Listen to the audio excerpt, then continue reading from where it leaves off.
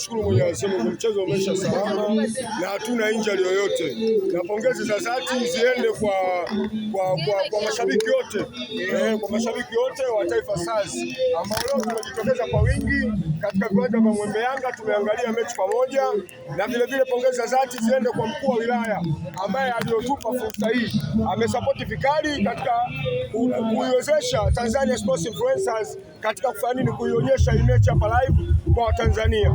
Kimwili tulikuwa tuko Tanzania, lakini kiroho tuko wapi? Tulikuwa tuko Morocco. Mpira ni mchezo wa wazi, hakuna ambaye hajashuhudia kitu kilichofanya nini, kilichotokea pale.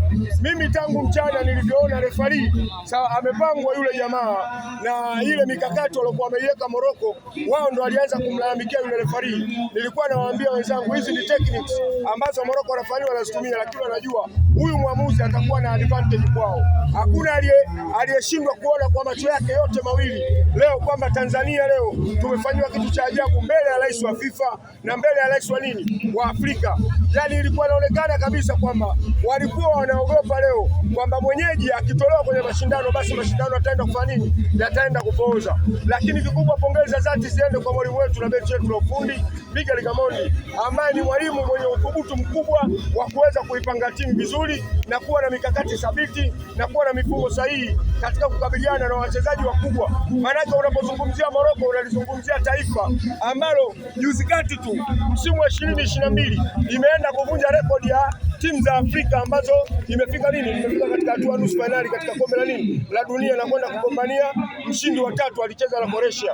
Kwa hiyo kikubwa ni kuwapongeza tu wachezaji wetu na kuwapongeza benchi yetu la ufundi na kujipongeza sisi wenyewe wa Tanzania, na ndio maana umeona sherehe zinazidi kufanya nini, kuendelea. Wachezaji wetu leo wametimiza vitu vitatu vya mpira, yani commitment, space pamoja na time. Swala la muda, wachezaji wetu walikuwa wako makini, walikuwa na matumizi sahihi ya muda, walikuwa wanajua muda gani wakabe, muda gani wachezee mpira na muda gani wapate kufanya nini, kushambulia.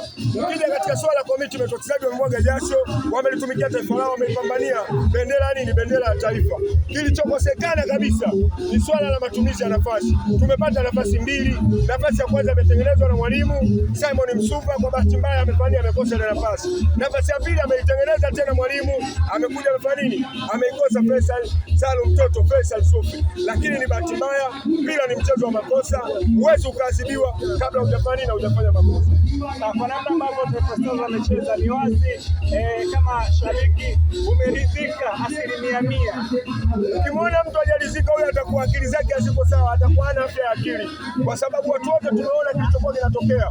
Ile nafasi ya mwisho ambayo alipata Idinado, ile ilikuwa ni penalty dhahiri shahiri, lakini mwamuzi amegoma kwenda kwenye VAR.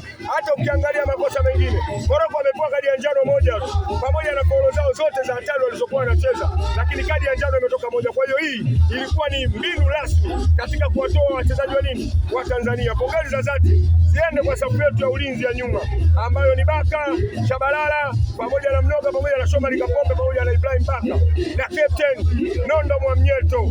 Yani sidhani kama Mwamnyeto anaweza karudi tena Tanzania. Yani amekuwa na hali ya utulivu mkubwa. Baka pamoja amepewa kadi dakika za mwanzoni, lakini bado alikuwa na behave, alikuwa na tabia na hali nzuri ya kupambanaji na kucheza kwa tahadhari. Kwa hiyo kikubwa ni kuwapongeza tu za wachezaji wetu, na tunajiandaa katika kwenda kuwapokea airport. Tunaisikilizia ratiba, na wale mashabiki wote wa Tanzania inatakiwa twende tukawapishe mataji ya maua wachezaji wetu pamoja na benchi la ufundi.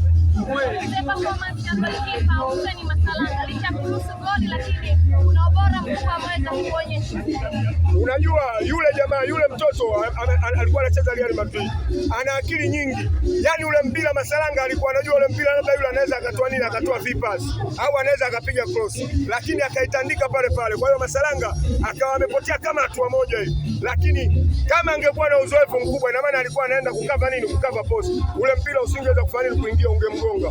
Lakini kikubwa yote kwa yote ni kumshukuru Mwenyezi Mungu, wachezaji wamepambana, wameipambania nchi.